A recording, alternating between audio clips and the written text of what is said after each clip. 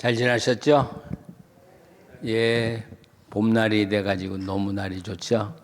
예. 우리가 사도행전 지금 공부하고 있는데요.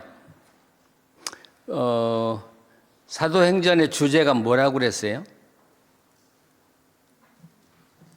사도행전의 주제가 사도행전, 성령의 행전, 하나님의 나라. 그런데 사도행전의 주제는 하나님의 나라라고 그랬어요. 하나님의 나라. 그러니까 지금 교회가 유대 땅을 벗어나서 이방으로 이렇게 넘어가고 있는데, 교회가 넘어가는 게 아니라 하나님의 나라가 확장되어 나가는 것이죠. 그래서 천국은 침노하는 자가 빼앗는다.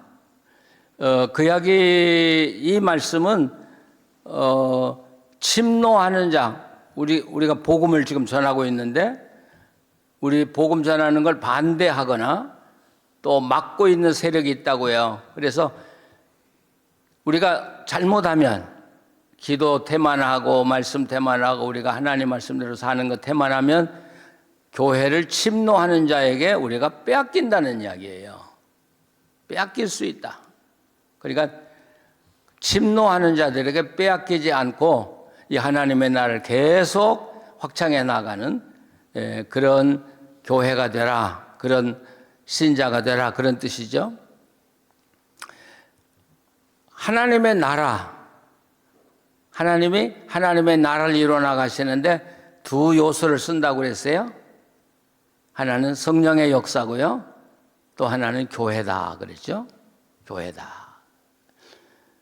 그런데 지금 우리가 사도행전을 보면 성령이 지금 교회를 어떻게 인도해 나가는가를 지금 우리가 보고 있어요. 그래서 이 하나님의 나라의 주제를 통해서 우리가 사도행전을 볼 때 성령이 어떻게 역사하는가를 유심히 본다고 하면 오늘 우리가 이 땅에서 성령님과 함께 살아가는 방법을 배우는 거예요.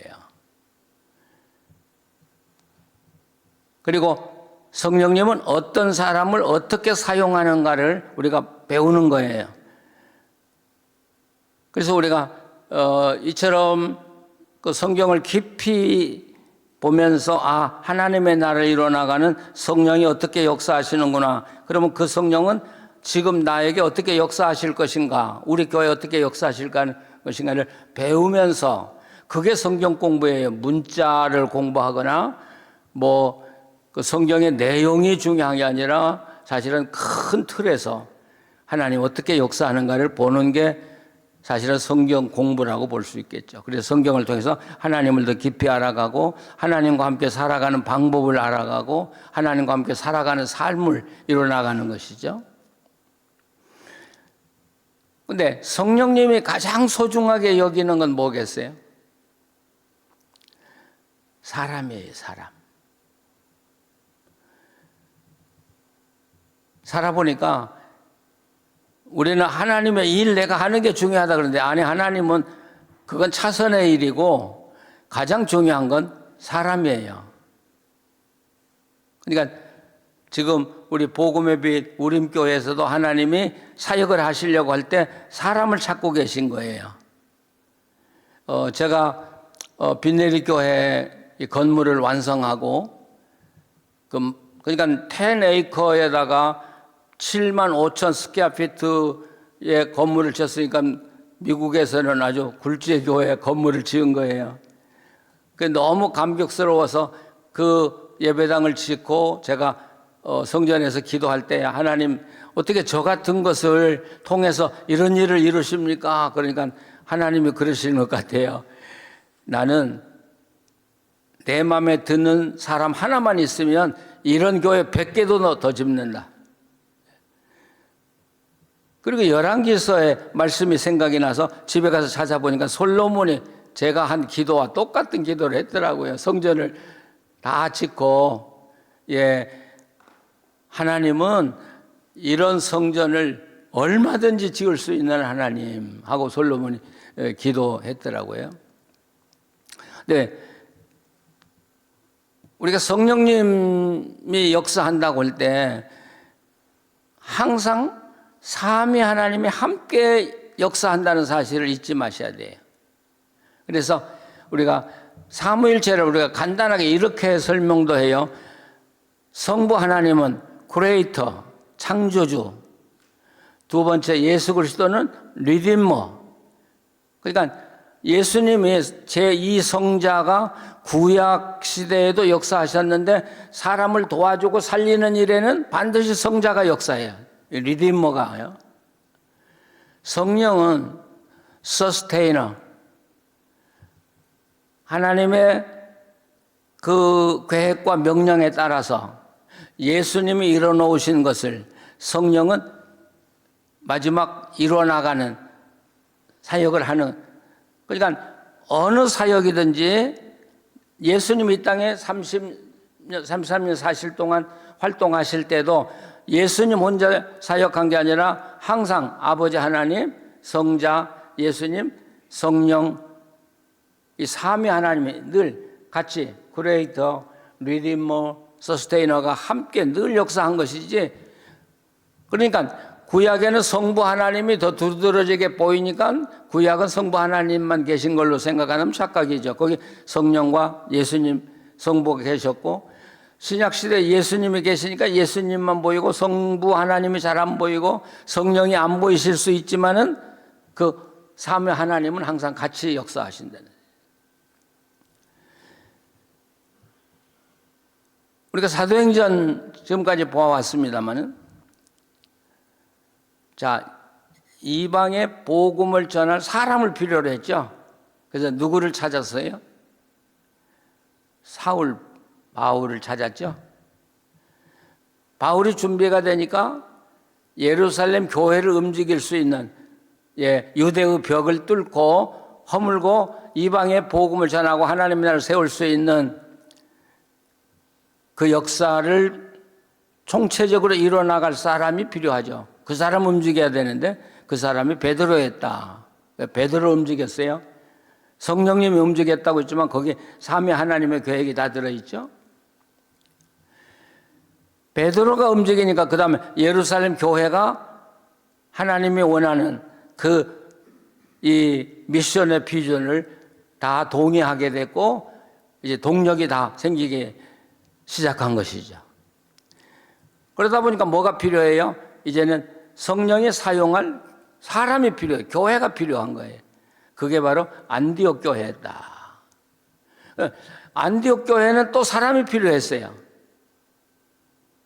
바나바가 왔고 또 누가 필요해요? 교인들을 훈련시킬 수 있는 정말 하나님이 쓰실 만한 교인을 만들어갈 수 있는 목회자가 필요했어요. 그게 사울이었다고요. 그래서 결국 사울을 초청해서 1년 동안 온 교회가 합심해서 하나님 말씀을 연구하고 기도하면서 준비했어요. 자, 그리고 12장으로 넘어가는데 11장과 13장 사이에 이제 이 안디옥 교회에서 선교사를 파송한다. 세계로. 그 사이에 사건이 하나 벌어져요. 근데 여기서 한 가지 말씀을 드리고 싶은 것은 사도행전에는 선교라는 말이 한 번도 안 나와요. 놀라시죠? 지금 우리가 선교라는 말을 너무 해프게 쓰고 있어요. 근데 사도행전은 선교라는 말이 한마디도 나오잖아요. 주의 말씀을 전할세, 하나님의 말씀을 전할세. 예. 그러니까 우리가 선교 허울 좋게 이야기를 하는데 그게 중요한 게 아니라 하나님의 말씀을 구체적으로 내 몸에 안고 가서 사람들에게 나눠주고 그 하나님의 말씀을 그들이 받아들일 때 하나님의 나라가 그만큼 확장되어 나간다는 사실을 사도행전은 똑똑히 보여주고 있거든요. 자, 이처럼 하나님의 성령이 교회를 인도해가는 모습을 쭉 보면서 뭘 느끼세요? 성령이 사역을 하시긴 하시지만 성령이 하셔야 할 사역이 있고 교회가 해야 할 사역이 분명히 나눠지더라는 거예요. 자, 보세요. 이방의 복음을 전할 사도를 선택하는데 사람의 힘과 생각이 1%라도 들어가 있어요? 사울을 이방 사도로 선택하는데 교회 계획이 들어가 있어요? 사람들이 노력해서 사울을 사도로 만들었어요? 1%, 0.01% 인간의 노력도 생각도 들어가지 않아요. 그건 전적으로 누가 하셔요? 오직 성령이 하셔요. 베드로의 생각을 바꾸어서 이방인도 우리 유대인들과 똑같이 하나님의 족속이고 똑같이 하나님의 말씀을 받을 자격이 있다고 느끼게 만든 것도 사람의 노력이 들어가 있어요? 하나도 안 들어가 있어요. 그건 100% 하나님의 역사로 이루어지는 것이죠. 교회의 고정관념을 무너뜨리는 것도 사람들이 노력해서 무너뜨렸어요. 거기도 사람의 노력은 1%도 들어가 있지 않아요. 오직 성령의 역사로.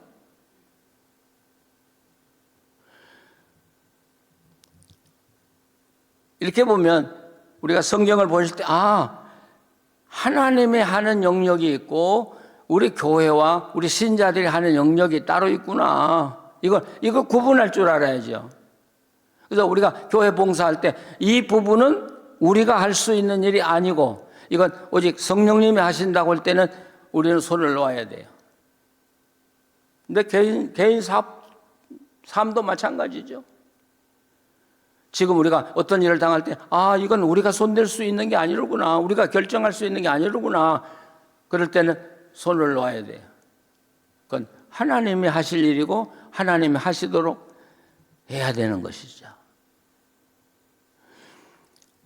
그런데 이 말씀이 전파되고 하나님의 나라가 구체적으로 이루어지기 시작하면 거기에서는 교회가 해야 돼요.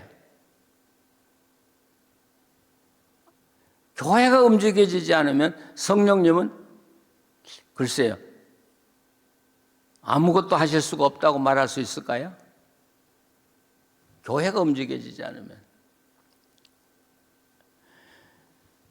그래서 우리에게 중요한 건 하나님의 성령이 우리를 사용하실 수 있는 교회를 어떻게 만들어 가느냐 하는 게 우리가 중요한 거예요. 교회 부흥도 중요하고 복음 전하는 것도 중요하지만 우리 모든 사람들은 기도하면서 어떻게 하나님의 성령이 우리 교회를 사용하실 수 있도록 그런 교회를 만들어 가야 된다. 그래서 하나님은 준비가 안 된 교회를 사용하는 일이 없어요. 준비된 교회.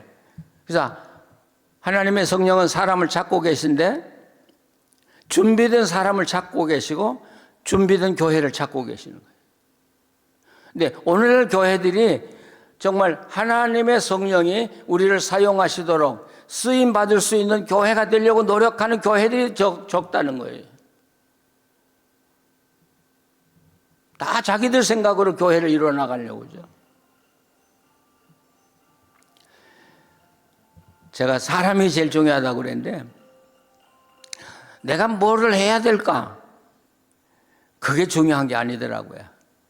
봉사도 그렇게 중요한 게 아니에요. 내가 뭘 한다고 하는 게 중요한 거 아니에요. 내가 하나님의 성령이 나를 사용하실 수 있도록 준비만 돼 있다면 할 일은 하나님이 마련해 주시는 거지 내가 마련하는 거 아니잖아요.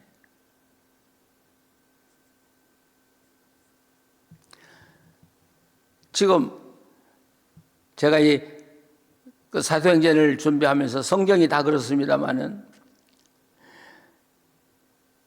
이 복음은 젊고 희망찬 젊은이들에게 들려줘야 되는데 젊은이들은 다 빠져 달아나고 이제 우리 인생 얼마 남아 있지 않는 우리들이 들으니까 이거 어떻게 적용을 해야 되는지 참 답답하기도 하고요. 예. 그러나 예를 들면 젊은이가 꿈을 가지고 주님 내가 온 세계에 복음을 전하겠습니다 하고 땅을 치고 아무리 기도해봐도 그 사람이 준비되지 않으면 하나님은 그를 사용하지 않는다고요. 대신 하나님, 꿈을 가져요. 난 온 세상에 복음을 전하고 싶습니다. 그렇게 하기를 원합니다. 그러면서 정말 하나님이 사용하실 수 있도록 열심히 기도하고 말씀 연구하면서 준비하고 있으면, 준비하고 있으면 길은 누가 열어줘요? 하나님이 열어줘요. 하나님이 열어줘요.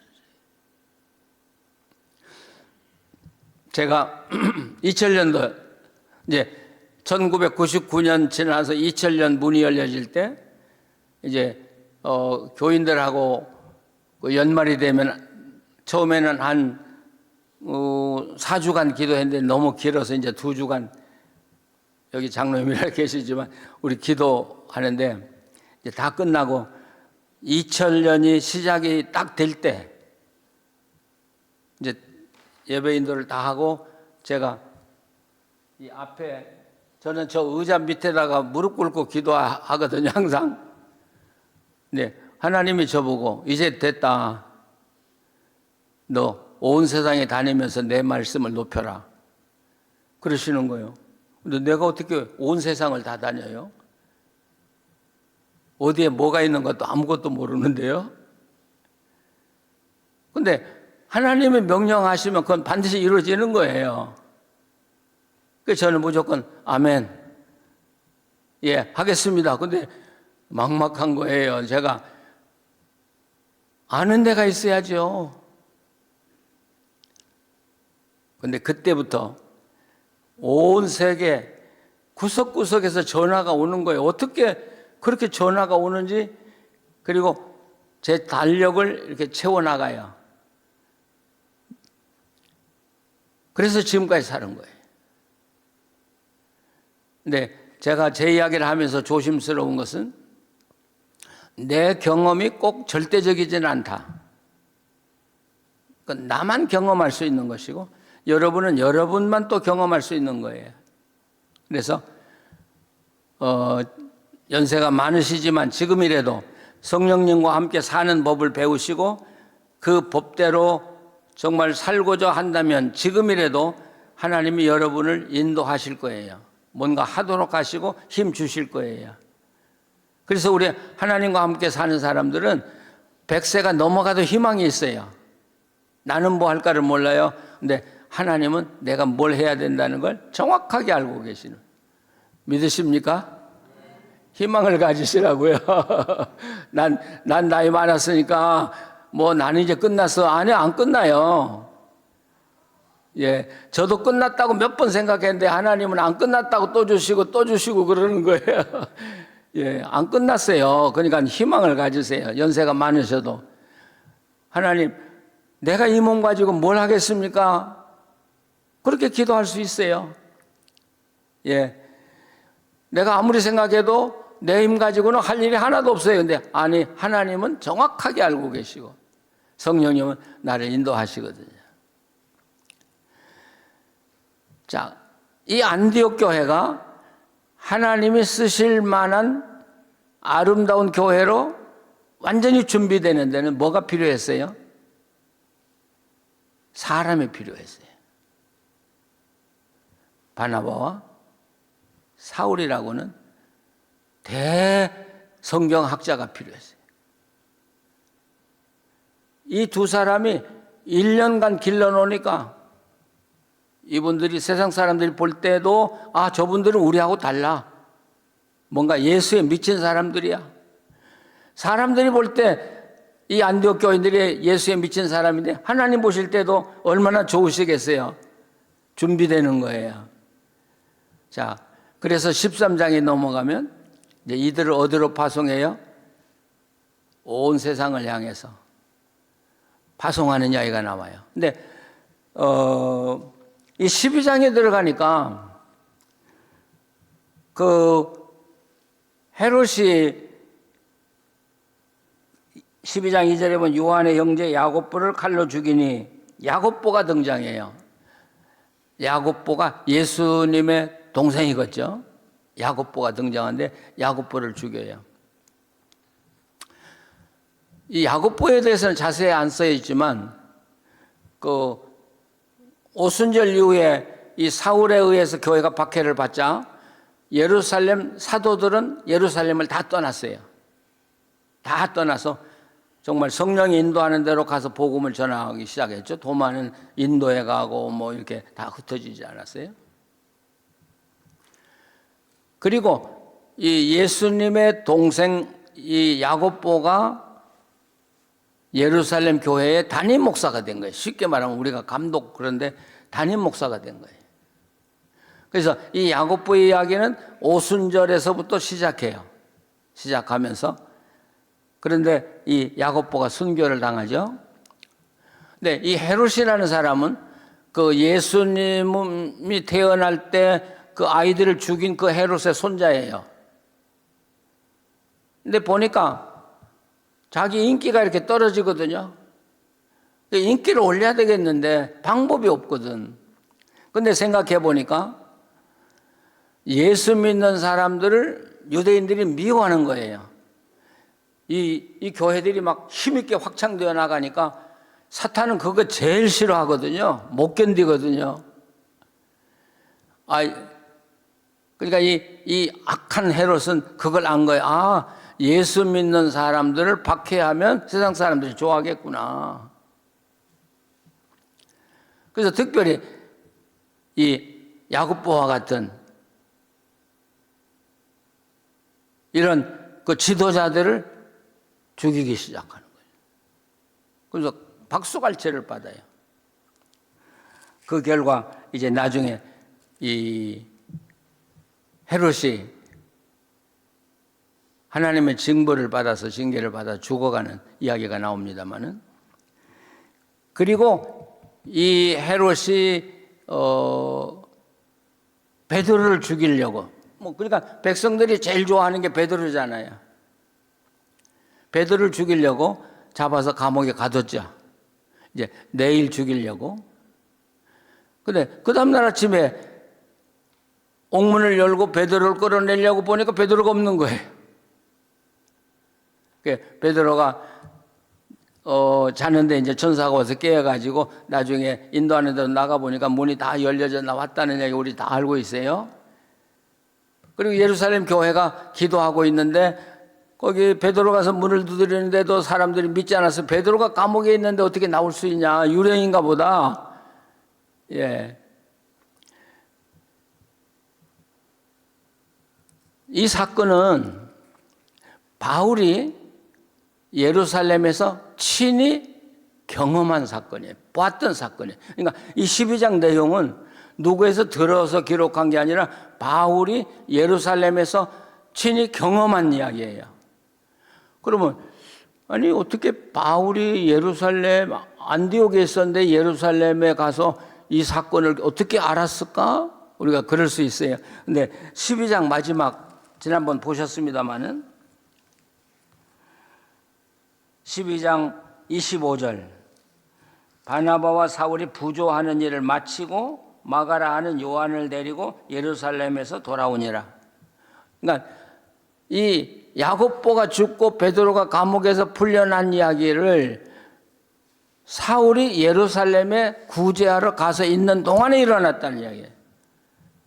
구제 이야기했죠. 예, 그냥 돈을 보낸 게 아니라 예, 그 노새 같은 데다가 쌀이고 뭐 반찬거리 뭐 실어서 뭐 가지고 예루살렘 가서 그게 떨어질 때까지 구제를 했다고 했어요. 바로 그 기간에 일어난 거예요. 성경은 자세하게 봐야 돼요. 그러니까 25절에 그 부조하는 일을 마치고 요한을 데리고 예루살렘으로 돌아왔다. 여기 이 말에 아무 의미가 없는데 그 뒤에다 딱 붙여놨거든요.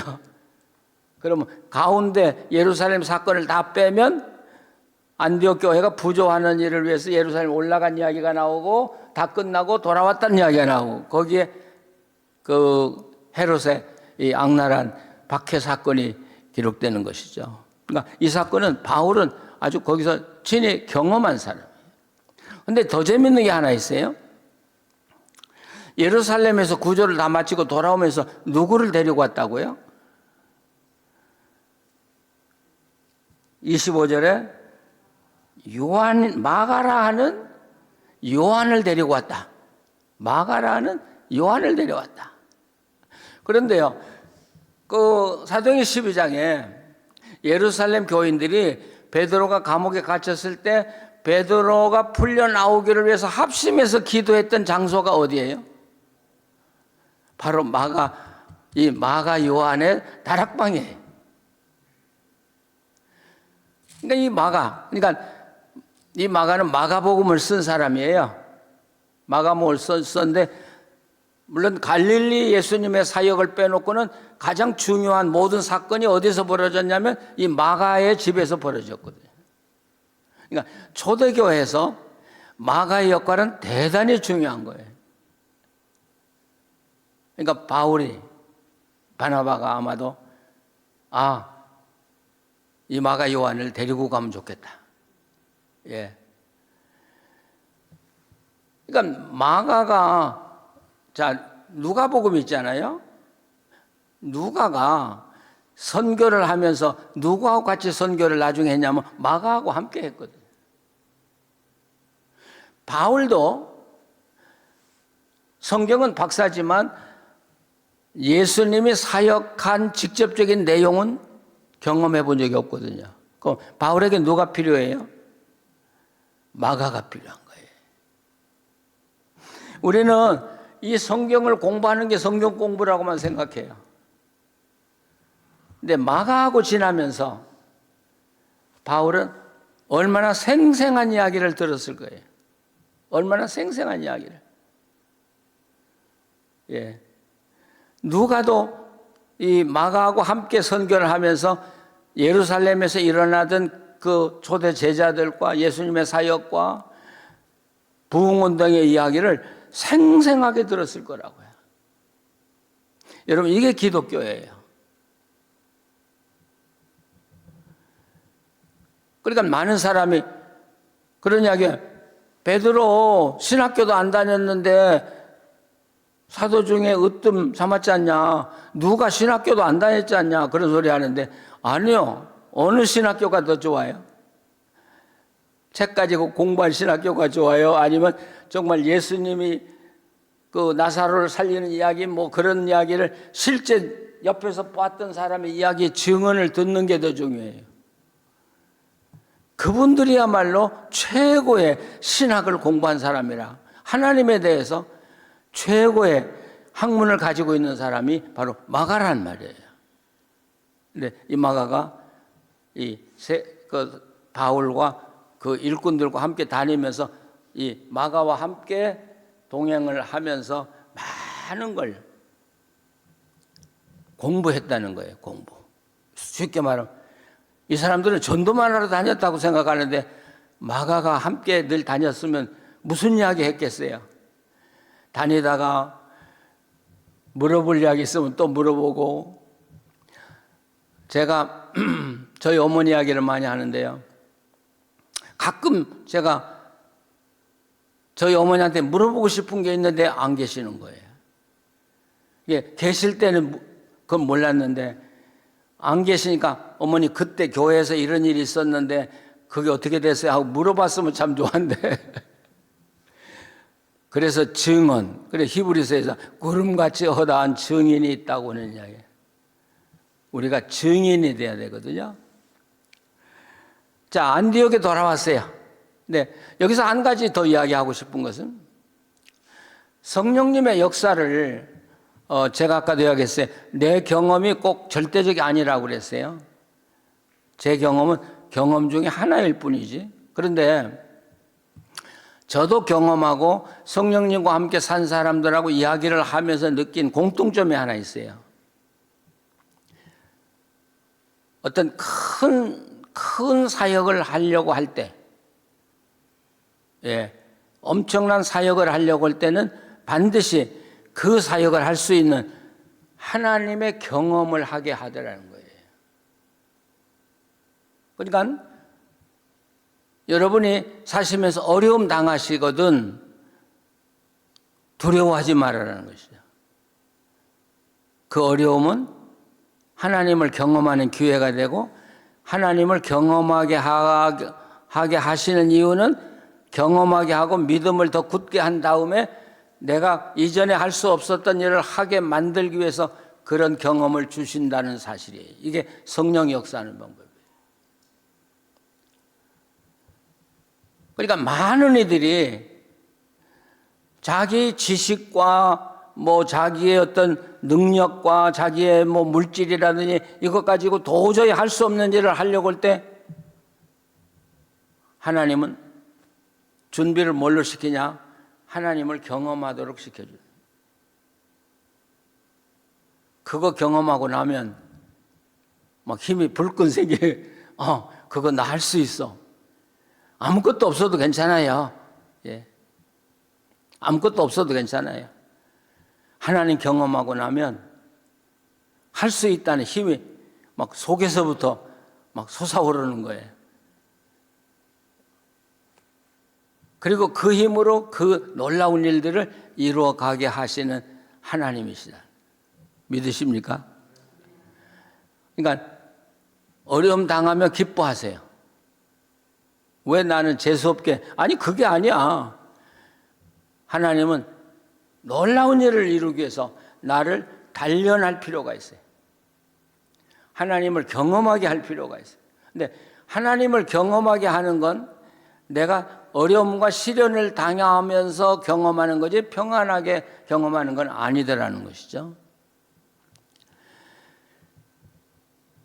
성령님은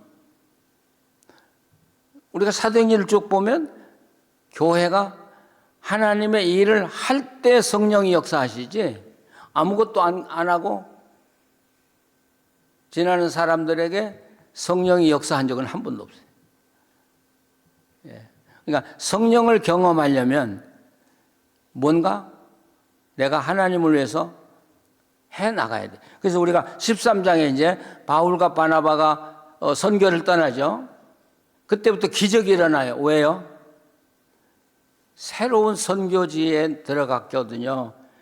하나님의 도움 없이는 그 일을 이룰 수가 없거든요. 그럴 때 하나님의 성령은 역사하기 시작합니다.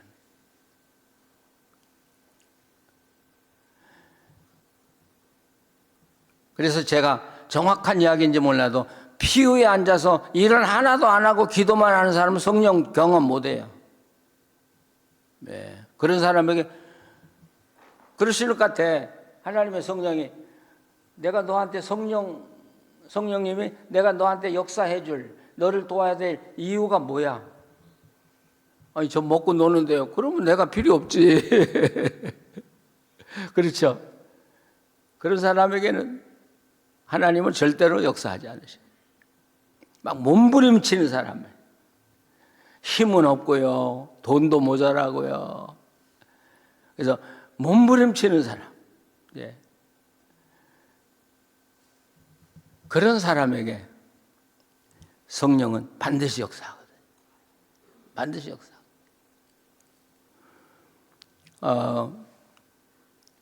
제가 한국이라든지 그 주변에 그 선교 지역을 다니면서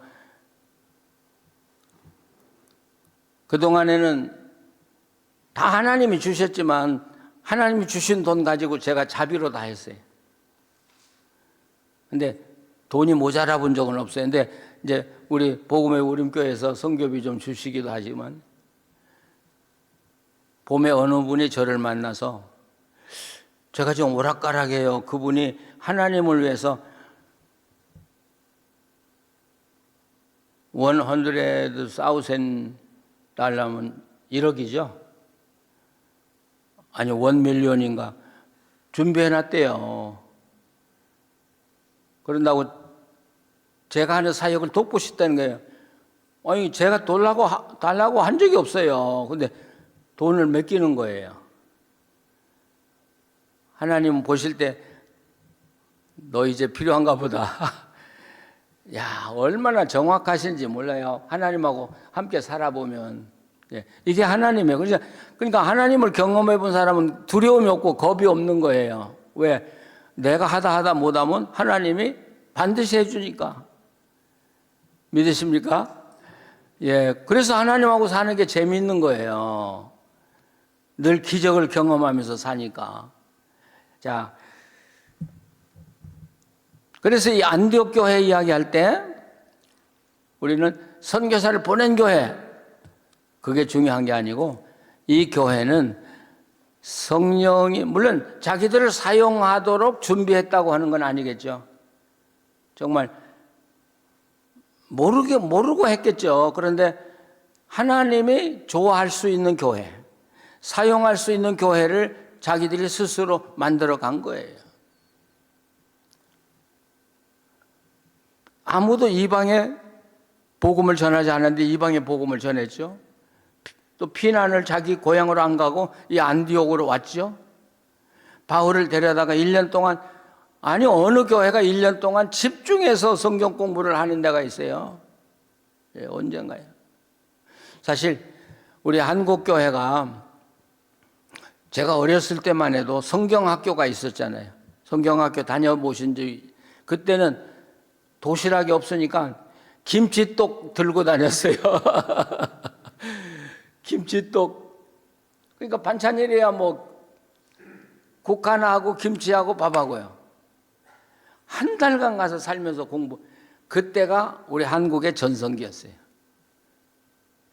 그렇게 말씀을 사모하면서 뜨겁게 모이고 기도하고 말씀 배우고 그 결과 결국 70년대, 80년대, 90년대까지 한국교회 대부흥을 이룬 거예요. 물론 초대교회도 마찬가지예요. 1907년도 성경으로 성령의 역사가 시작이 됐지 기도로 시작 안 됐어요. 제가 그 평양 대부흥 100주년 기념 때 제가 한국 나갔잖아요. 근데 장신대에서 저한테 100주년에 대해서 강의를 해달라고 그래서 제가 100주년 특별 강의를 해준 적이 있는데요. 그때 제가 발견한 게 1907년은 기도로 시작되지 않았다라는 것이죠.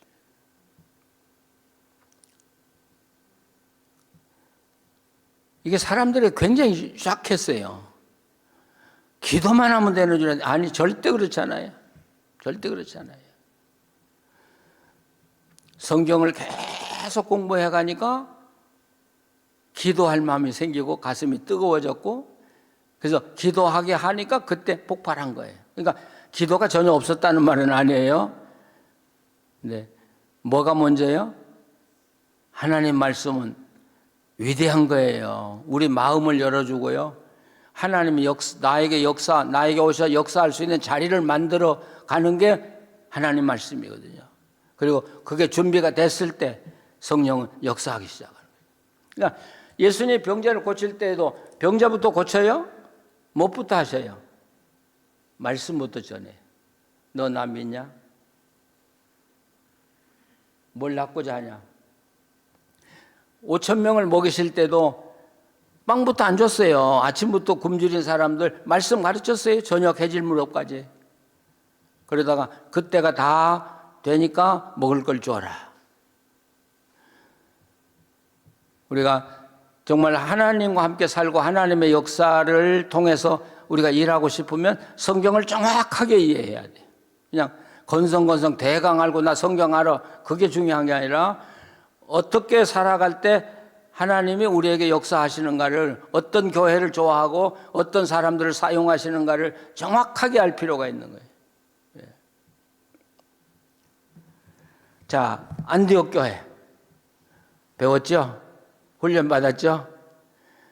그들의 삶이 변화돼 가지고 그리스도인이라고 칭찬받았죠? 그러니까 제가 보는 데는 제 경험으로 봐도 1년 동안 그렇게 성경을 공부했다면 아마 가슴이 막 뜨거움으로 불탔을 것 같아요. 뭔가 하고 싶어서. 그러니까 사실 달라스 빈네리 교회도 성경 공부반을 사도해라고 했거든요. 그래서 우리는 성경 공부 주일날 예배를 1부, 2부, 3부인데 2부를 예배를 다 빼버리고 그 시간에 성경 공부를 전교인이 한 거예요. 그러면 1부에 예배 참석한 사람이 성경 공부 참석하고 가고 3부에 온 사람들이 먼저 성경 공부하고 예배 참석하고. 그런데 지금 돌이켜보면 그때 성경 공부 예배 하나 파트 빼고 성경 공부했던 때가 빈내리 교인 모임 최고의 수를 자랑했던 때. 예배만 가지고 그렇게 되지 않았어요. 근데 한 7년 하니까 교인들이 저한테 왔어요. 목사님, 이제 우리 배웠어요. 뭔가 하고 싶은데 맨 공부만 하라고 그러세요? 우리 뭘 할 걸 좀 주세요. 교인들이 저를 찾아와서. 그래서 그때 그러면 이제는 성경 공부반이 아니라 이제는 사도라고 불러야 되겠다. 저 나름대로. 그래서 사도회라고 해가지고 사도회를 조직했죠. 근데 이 사도회가 너무 많으니까 31에서 3살까지 3, 1, 3 사도. 꼭 군대 막사 같죠. 그렇게 성경공부반 이름을 붙인 거예요. 그러면서 당신네 사도 하나가 선교사 한 사람을 돕고, 당신네들이 모여서 기도도 하고, 당신네들이 봉사할 것을, 그래서 각자 그 작은 분야가 하나의 교회가 돼서 활동하기 시작한 거예요.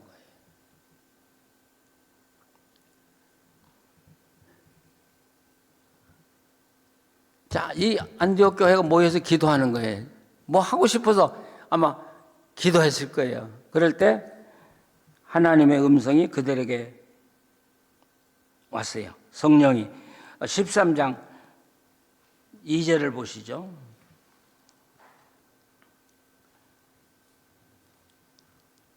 2절 3절을 한번 같이 읽어보시죠.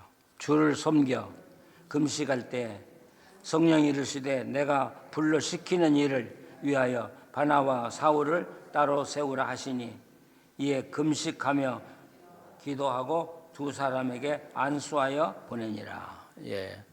자, 최초에 하나님의 나라를 유럽 땅에 세우기 위해서 사도들을 보내죠. 여기서 하나 질문하고 싶어요. 이거하고 연계된 이야기인데, 지난번에도 누가 그런 이야기를 물었는데요. 그 예수님이 다메섹에서 바울을 만나서 말했을 때, 야 사울아 사울아 너 왜 나 핍박하냐 했을 때 그 음성이 어땠겠어요? 이건 정답 없잖아요. 음성이 사울아 사울아 너 왜 나 핍박하냐 그랬을까? 아니면 그냥 아주 인자한 음성으로 사울아 너 왜 나 핍박하냐 그랬을까? 어떻게 생각하세요?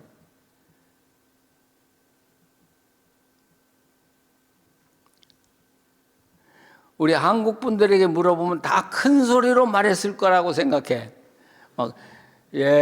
큰 소리로 말해. 그게 성령의 역사라는 거예요. 그러면 여기 안디옥 교회가 정말 주님을 섬기기 위해서 금식하면서 기도할 때 성령의 음성이 들렸는데, 자, 내가 불러 시키는 일을 위해서 아직 뭔지는 몰라요. 바나와 사울을 따로 세우라 했을 때 큰 소리가 났겠어요?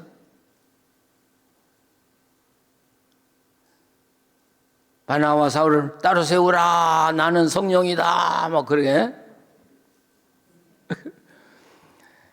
우리 목사님들이 가끔 그래요. 하나님이 자기에게 오셔서 내 종아 뭐 사랑하는 종아 그런데 저는 참 불행히도 일생 동안 한 번도 내 종이라 소리 한 번도 못 들어봤어요. 한 번도 못 들어봤어요. 왜 하나님은 나한테 그렇게 무뚝뚝하게 하셨는지 난 지금 모르겠어요. 근데 제가 경험한 대로는 하나님이 내게 뚜렷하게 내 말로 말씀하지 않았다는 거예요. 성령님이. 그러니까 이게 성령이 내게 말씀하는 건지 아닌 건지도 분명하지 않게 그냥 내 가슴에, 근데 내가 읽어요, 내가. 너 이렇게 해라 그러면 음성도 안 들리고 내 가슴에서 이렇게 야, 이거 뭐라고 표현하기가 그러네. 그러면 내가 하나님이 나보고 지금 이거 하라는구나 이렇게 이해를 하는 거지. 사랑하는 종아, 뭐 너 종아, 뭐 내가 너한테 명하노니 뭐 그렇게 해본 적이 한 번도 없거든요. 그래서 우리가 성령님과 함께 살아가기 위해서는 절대 필요한 게 내가 하나님 앞에 성결해야 된다는 거예요. 예. 완벽하게 성결할 수 없죠. 그래서 내가 깨끗하려고 정말 하나님이 내 마음을 보실 때, 너 됐다고 할 만큼 그렇게 살아가려고 노력해야 되고요. 두 번째는 성령님은 꼭 준비를 했을 때 말씀하는 게 아니라 그냥 당신이 하고 싶을 때 나한테 불쑥불쑥 이야기하셔요. 꼭 우리 집 사람 같아요.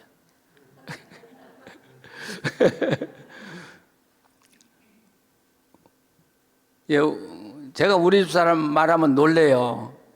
앞뒤 딱 잘라가지고 당신 그거 왜 안 했어? 그럼 나는 그게 뭔지 모르거든. 근데 성령님은 자세하게 이야기하는 게 아니라 제 느낌이 저를 툭 치면서 야, 그렇게 하면 안 돼. 예. 꼭 부부가 살면서 이야기하듯이 가까운 친구가 이야기하듯이 밑도 끝도 없이 툭 던지는 거예요. 그러니까 늘 성령님의 음성을 들을 준비를 하면서 살아가지 않으면 놓치기가 쉬운 말씀. 예. 이제 제가 나이가 많아지니까 일이 점점 줄어들잖아요. 그러니까 성령이 제게 말씀하는 것도 점점 줄어들어요. 이건 어쩔 수 없는 거예요. 그런데 지금도 제가 어리석은 짓을 하면 반드시 혼내요. 야, 그거 하지 마. 이거 그냥 격식을 갖추고 그러시지 않더라고요. 나는 지금 제 경우는 너 그거 하지 마. 예. 서울에 이제 저하고 함께 성경을 연구하는 분들이 우리 모임 장소도 건물이 하나 필요하지 않습니까? 우리 근데 솔깃하더라고. 근데 성령님이 야, 너 그거 하지 마. 너 건물 사면 거기에 매여가지고 너 아무것도 못해. 성경 한 권 가지고 세계 다니면서 가르치면 되지. 이렇게 그냥 툭 치면서 하지 마. 근데 지난번에 이야기했지만 성령님이 내게 말씀하실 때 이게 성령님인지 아닌지를 연구할 필요도 하나도 없어요. 아시겠죠? 이게 성령님이 하신 건지, 벌써 이게 성령님이 하신 건지 아닌지 하고 물어보면 그건 성령님이 한 거 아니에요, 여러분. 그냥 그냥 내게 말씀하는 순간, 성령님이 말씀하시네? 하나님이 말씀하시네? 그냥 직감적으로 아는 거예요. 직감적으로. 그리고 또 한 가지는 성령님이, 우리에게 말씀하는 가장 좋은 시간이 바로 4시 반에서 5시 반. 우리 새벽 기도 준비하는 시간. 그 영국의 기독교 변증가 C.S. 루이스가 그 이야기를 했더라고요. 나만 한 줄 알았더니 나하고 어쩌면 그래 그게 TV에 뜨면서 그게 요즘 굉장히 떠요. 새벽에 말씀하시라 하나님. 네, 맞아요. 바로 잠에서 깬 것도 아니고 잠자는 것도 아니고 렘수면이라고 그런가요? 예, 렘수면 그 시간에 하나님은 말씀하셔요. 대부분 기도할 때도 하시고 하지만 제가 하나님을 만난 시간은 바로 그 시간이에요. 예. 그러니까 깨나면서 정리를 하나님이 이거 하지 말라는구나. 이거 하라고 하시는구나. 이렇게 정리를 하고 살아가요.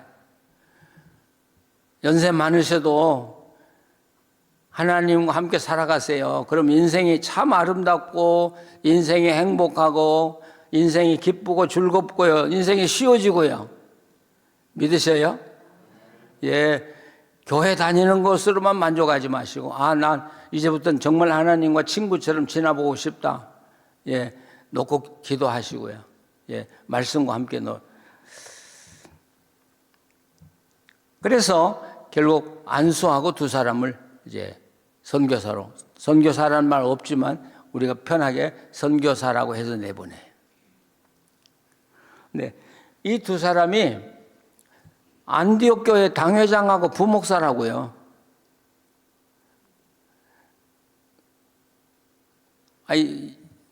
교회가 잘 되고 있는데 담임 목사하고 부목사 몽땅 선교 보내라 그러면 여러분 보내시겠어요? 우리는 어떻게 하라고요? 야, 이 안디옥 교회가 대단한 교회예요. 근데 사실 이렇게 보면 이 교회 벌써 선지자와 교사들이 있다. 그래서 거기에 보면 바나바도 있고 니게르라는 시몬도 있고 구레네 사람 루교와 분봉왕 헤롯의 젖동생, 여기에 벌써 그 당시에 교사는 지금 거의 목사 수준인데 그 사람들이 포진하고 있는 거예요. 이 교회에. 대단히 훌륭한 교회예요. 그래서 이 두 사람이 첫 번째 간 곳이 구브로라고는 섬이죠. 왜 구브로에 갔는지는 아시죠? 바나바의 고향이니까. 아무래도 내가 아는 데 가는 게 좋잖아요. 그래서 구브로가 자기가 태어나서 자랐던 그 고향으로 전도하실 때, 자, 오늘 전도대가 나가요. 그럴 때 제일 첫 집이 제일 중요하다는 거죠. 어느 집으로부터 가야 될까? 어느 집으로부터 가야 될까요?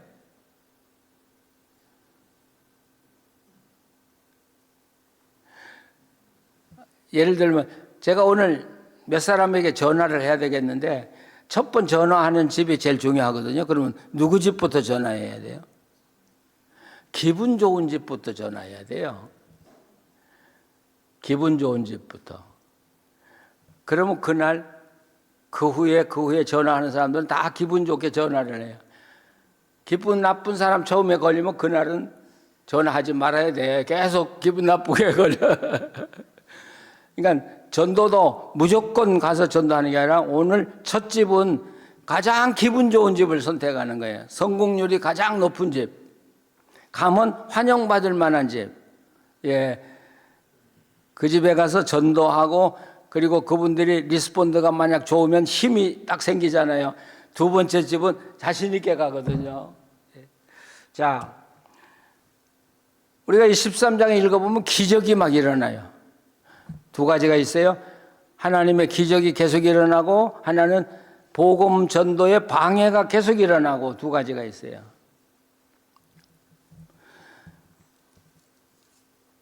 지금도 하나님의 기적을 체험하려면 선교지에 가면 돼요. 선교지에 가면. 미국에서 기적 보기 힘들어졌어요, 지금은. 근데 이 하나님의 기적은 왜 선교지에 많이 일어나냐? 저 나름대로 그분들이 순수해요. 순수하고 굉장히 갈망하고 있거든요. 그리고 복음을 전하는 나 자신도 선교지에 가면 다른 게 다 근심 걱정 없어지고 오직 하나님에게 집중하거든요. 그래서 나 갈망하는 사람 그리고 하나님의 성령의 역사가 맞아 들어갈 때 선교지에서는 기적이 계속 일어나는 것이죠. 아니 어떻게 바울에게만 이런 일들이 일어나? 그렇게 하지 마시고 바로 그런 조건 하에서 선교지에 가면 하나님을 쉽게 만날 수 있다. 하나님의 역사를 쉽게 경험할 수 있다. 예, 그렇게 생각을 하시고 사실 연세가 많으시기는 하지만은 우리도 시간이 있으면 어딘가 가서 한국교회처럼 선교하면 안 돼요. 가서 봉투나 하나 주고 그냥 찬송 하나 부르고 선교했다고 돌아가서 보고하는 것 같은데, 그러지 않고 그 사람들하고 며칠을 같이 지나면서 함께 기도하고 그들과 함께 살아가는 그런 생활을 해보면 반드시 하나님을 경험하게 되거든요. 자, 이제 이 바울의 선교를 통해서 우리가 하나님의 역사하는 것을 이제 모아나가기 시작할 거예요. 오늘 여기까지 하고요. 사도행전 공부가 3주간밖에 없네요. 3시간밖에. 그래서 자세하게 못하고 이렇게 대충대충 하는데, 중요한 것은 다 3시간에 소화를 하려고 노력을 하겠습니다. 그렇게 하시고, 나머지 여기서 다루지 못한 그 부분은 집에 있으면서 사도행전을 읽어 가시면 좋을 것 같습니다. 예, 기도하시겠습니다. 하나님, 감사합니다. 우리 마음에 성령이 함께 계셔서 하나님을 사모하게 하시고 하나님을 사랑하게 하시고 또 주님 뜻대로 따라 살아갈 수 있는 갈망을 주셔서 감사합니다. 또 살아계신 하나님을 늘 경험하게 해주셔서 담대하게 믿음을 선포하고 복음을 전할 수 있게 해주신 것도 감사합니다. 아무것도 두려워하지 말게 하시고 하나님이 나와 함께 계신 것만 믿고 주의 손 붙들고 따라 살게 하여 주시옵소서. 우리 연세가 많으신 어른들이지만 주님 지금도 역사하셔서 연약한 몸 질병을 예수의 이름으로 치료해 주시고 고쳐 주시옵소서. 성령의 놀라운 치유의 역사가 우리 교회에서나 가정에서 날마다 일어나게 하시고 또 우리들이 방문해서 복음을 전할 때 나타나게 하여 주시옵소서. 우리들의 삶이 예수님 자랑하는 삶이 되게 하시고 하나님을 높이는 삶이 되게 하여 주시옵소서. 예수님의 이름으로 기도합니다. 아멘.